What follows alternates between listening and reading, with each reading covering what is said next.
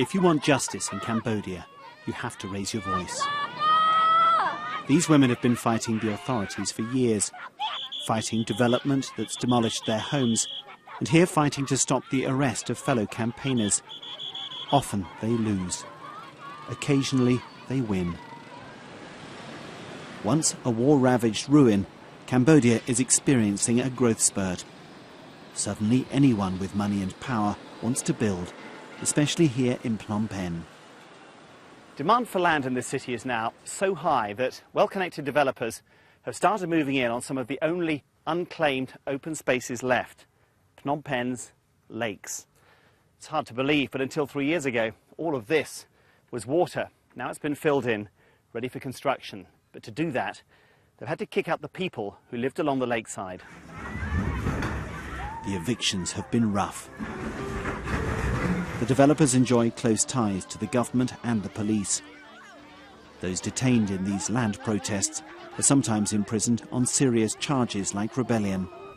In Cambodia, people who are active or commit to the street, it means that they accept to die, accept to jail.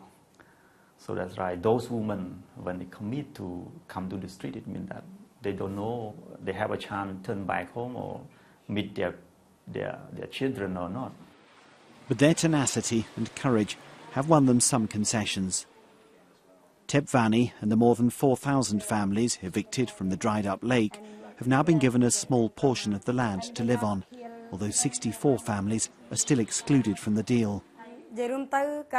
I've been detained 5 times. The last time I was sentenced to jail. This is normal in my country. Before I started this work, I thought hard about what I would face, but I knew I could not back down. I had to fight the corrupt officials and the greedy companies, which are harming the lives of our people. This is the neighbourhood of Bore Kela.